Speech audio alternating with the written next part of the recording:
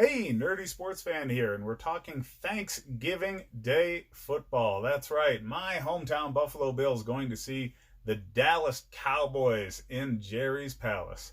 Now, ah, this feels nice. It really does.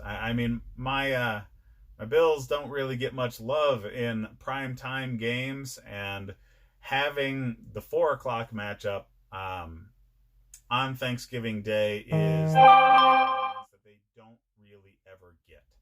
Um, I really enjoy seeing them get into a spotlight kind of game. That being said, they better show the fuck up. Neither one of these teams has really had that signature win on their season. They both really get very similar criticisms.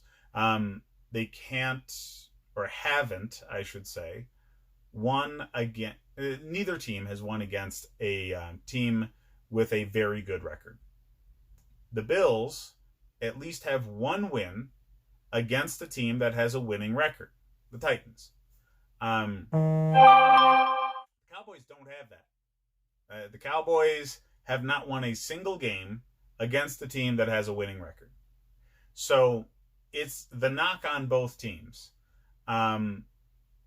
But obviously, that being said, you heard the difference there. The Bills have played teams that are good, and they beat the Titans, and they've played New England and played them extremely close. They got lumped up on by Philly, but those are really the only three teams that you can honestly say are, teams that are quality games. Cowboys just don't seem to show up in quality games, except for last week against the Patriots when the officials, won the game for the Patriots with some phantom tripping calls. And then Jerry Jones decides to go on national television and choose that to be the moment that he calls out the coach that everybody thinks he should have fired 2 years ago. So, yeah, it just, all sorts of hectic this week for the Cowboys. I don't think Jason Garrett deserves the criticism that he's getting from his owner at this time. It seems weird to me that Jerry Jones would pick this week to call out his coach when really he could have been doing that years ago. They have a very talented roster in Dallas, and they should be better. You can point to that as something to say, well, that's why. But, yeah, I don't know. I think it's ownership. I really do. Football is very much top-down organizations. Washington's never going to win as long as Dan Snyder's their owner. He's just terrible as a human being. And I think Jerry Jones, with him comes a certain amount of circus. He has Super Bowl rings with the Cowboys, all because of Jimmy Johnson. Nothing to do with Jerry Jones. Jimmy Johnson was running the show, and that's why they won. He leaves. Jerry Jones takes all the power. Jerry Jones was the man in the front office, still is. And he's definitely put his mark on it. They're not good because of it. But more recently, he's surrounded himself with much better football people. And they built up the offensive line and did some good things for the defense. But he's still meddling too much. And you definitely see that in the team. They've made their bed. They got to lie in it. And I think it's not really justified that they're 6.5-point favorites in this game. I think it's total disrespect for the Bills. Do they have a record that's inflated by playing bad teams? Absolutely. But the Cowboys haven't won a damn thing against a good team either. So there's no way in hell that you can hold that against the Bills and not hold it against the Cowboys, because their only a like opponent is the Patriots. I'm sorry, no, the Eagles too. But look at the Patriots and how both teams played the Patriots. They both lost close games that really they had the opportunity to win if it wasn't for some oddball thing happening. For the Bills, it's their quarterback getting knocked out of the game by a dirty hit that, really wasn't penalized enough. And for the Cowboys, it's phantom calls.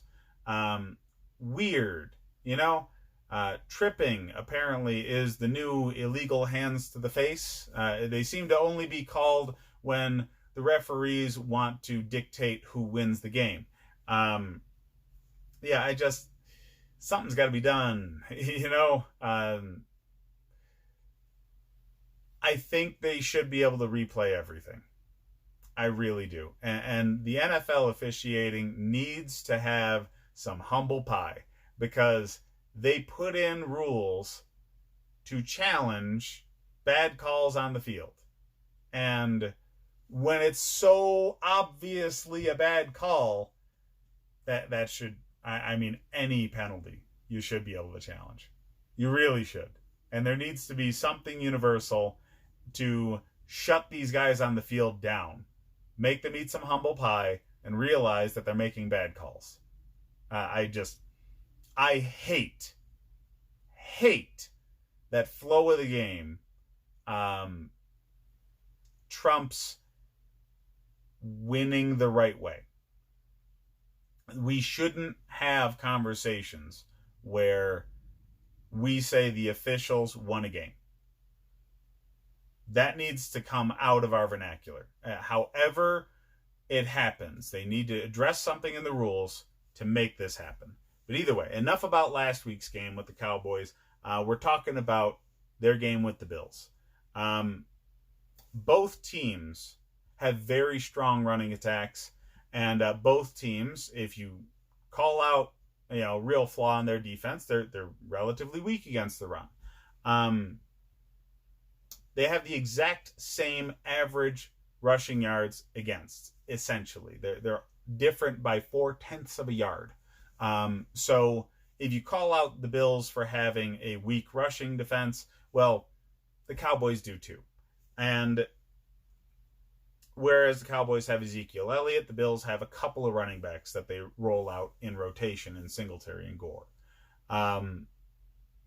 The Bills are actually averaging more on the ground than the Cowboys. So since it's a weakness for both teams, this is advantage Bills in the running game because they have the stronger running attack. Now, passing attack is advantage Cowboys. Ish. The Cowboys have a stronger passing attack by a lot.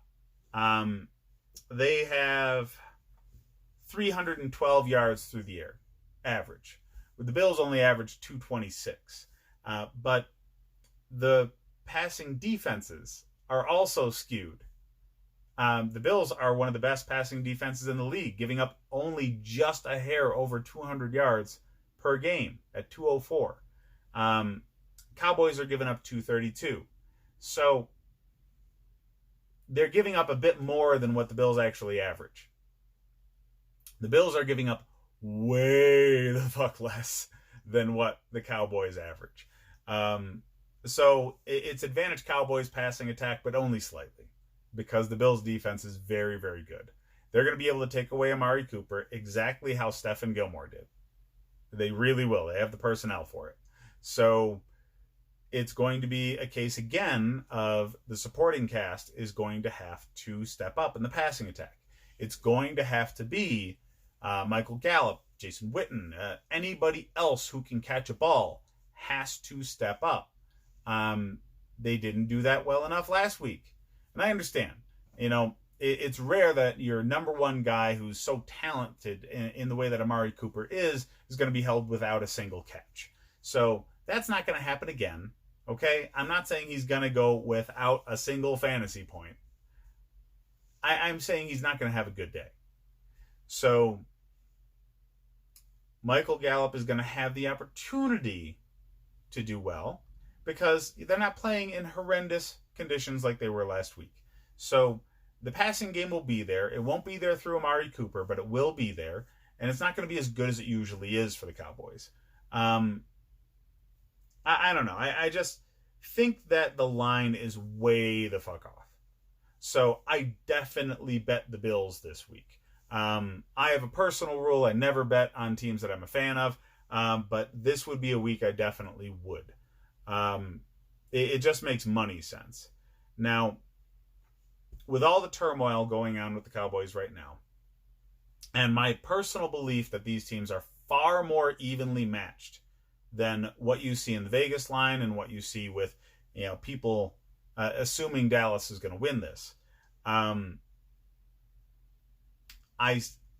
see the Bills coming out with it. I do. I think it's going to be an extremely close game. And because of it being a very close game, you look into factors like team leadership, coaching, game management. And right now, from coaching and game management perspective, the Bills are in a far superior place than the Cowboys. From a team chemistry and leadership standpoint, again, the Bills are superior to the Cowboys. It's just the little things. And this is very much the atmosphere that Jerry Jones has established for this team. He can whine and cry about coaching being bad all he wants. He's the one that stubbornly stuck with this coach. So he has only himself to blame. And calling him out with a short turnaround game like this is terrible for the locker room. It's terrible for the coach's stress level. And it's going to cause just enough of a problem for them to lose a game that they maybe should have won against the Buffalo Bills on Thanksgiving. Fantasy football-wise, you need to start the running backs. Singletary's getting a lot more action than Gore is right now. So we're finally at a point in the season where anybody who held on to Singletary really needs to start throwing him in the lineup for the playoff push. And this is going to be a very good game for him. I expect Cole Beasley in his return to Dallas to do extremely well. He's going to be pissed off playing with a chip on his shoulder against his former team. He's going to want to show out. The Dallas defense is going to have to key in on John Brown anyway because Brown is obviously the number one target for Allen, so Beasley will be left open. There's going to be a lot of things in the middle of the field for him to really just eat up receptions from. I think Dak Prescott will have a relatively bad game. The Bills' defense is just very, very, very good. They create pressure. They create turnovers. The secondary is lights out. They don't really allow much at all. So Ezekiel Elliott is going to get his. I picture the passing game in general to be pretty bad. So if you have options other than Amari Cooper, Michael Gallup, Dak Prescott, start them. Start the Bills defense. I see Dallas falling apart towards the end of the game. When they're losing in close games, I don't know. They tend to be mistake prone. And I see just an interception or a fumble going the way of the Bills to ice the game to make it really valuable to start their defense. I do picture it to be a relatively low-scoring game. With a quick turnaround and the way these teams are constructed, I don't see either team really scoring more than 20 points. So that also lends towards defenses doing pretty well. I just think the Bills are more capable of creating turnovers than the Cowboys' defenses. So start their D. And enjoy Turkey Day. Have a wonderful time watching football with family that you probably don't want to talk to.